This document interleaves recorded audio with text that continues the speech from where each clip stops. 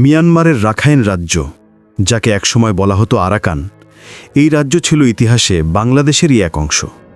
প্রাকৃতিক সম্পদ, সংস্কৃতি আর ইসলামী ঐতিহ্যে সমৃদ্ধ এই ভূমি শতাব্দীর পর শতাব্দী ধরে ছিল বাঙালি মুসলমানদের বসবাসের স্থান। ইতিহাস বলে আরাকানে মুসলমানদের বসতি গড়ে ওঠে কয়েকশো বছর আগে। সেখানে প্রায় ১৬ জন মুসলিম রাজা শাসন করেছেন স্বাধীনভাবে। তাদের আমলে গড়ে ওঠে এক সমৃদ্ধ সভ্যতা, এক উন্নত সংস্কৃতি। কিন্তু সময়ের এক ভয়াবহ ভুলে আজ সেই আরাকান বাংলাদেশের হাতছাড়া হয়ে গেছে চিরতরে। ১৪০৬ সাল আরাকানের রাজা নরেমেখলা বর্মী রাজার হাতে সিংহাসন হারিয়ে পালিয়ে আসেন বাংলার রাজধানী গৌড়ে। সেই সময় বাংলার শাসক ছিলেন সুলতান জালালউদ্দিন শাহ। তিনি নরেমেখলাকে সাহায্য করেন ৩০০ সৈন্য পাঠিয়ে।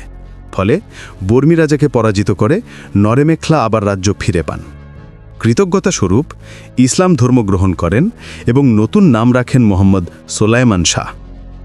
এরপর প্রায় ১ শতাব্দী ধরে তার বংশ শাসন চালায় আরাকানে। রাজ্যে মুসলমান ব্যবসায়ী, কবি, শিল্পী, সাহিত্যিকরা পেতেন রাজকীয় পৃষ্ঠপোষকতা। রাজারা নিজেরাও বুদ্ধ ধর্ম মানলেও ফার্সি উপাধি নিতেন। রাজ্যের মুদ্রায় খোদাই করা হতো কালেমা তাইয়েবা। তখনকার আরাকান হয়ে ওঠে দক্ষিণ পূর্বে এশিয়ার এক আলোকিত ইসলামী রাজ্য। কিন্তু রাজ্যের অমূল্য সম্পদ, তেল, কয়লা, ইউরেনিয়াম, সোনা, রূপা এসবই হয়ে ওঠে তাদের সর্বনাশের কারণ। সম্পদের লোভে পড়ে কখনো বর্মী রাজারা, কখনো ইউরোপীয় উপনিবেশবাদীরা এই ভূখণ্ডে হামলা চালাতে থাকে। ধীরে ধীরে দুর্বল হয়ে পড়ে রাজ্য। ১৬৬০ সালে আরাকানের রাজা চন্দ্র সুসা সুজাকে হত্যা করার পর শুরু হয় পতনের ইতিহাস। বর্মী রাজা বোধানোপ্পায়া রাজ্য দখল করেন। এরপর আসে ব্রিটিশ শাসন। আরাকান হারায় স্বাধীনতা।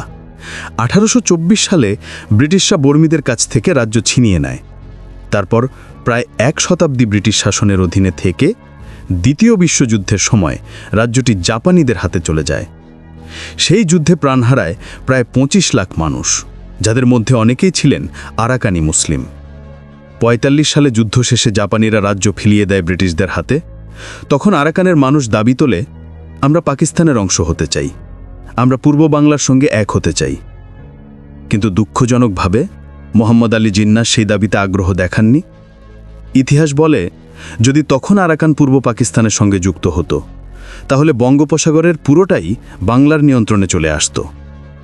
কিন্তু জিন্নাহর সেই ভুল নির্ধারণই আজকের রাখাইনকে বাংলাদেশ থেকে আলাদা করে দিয়েছে চিরতরে।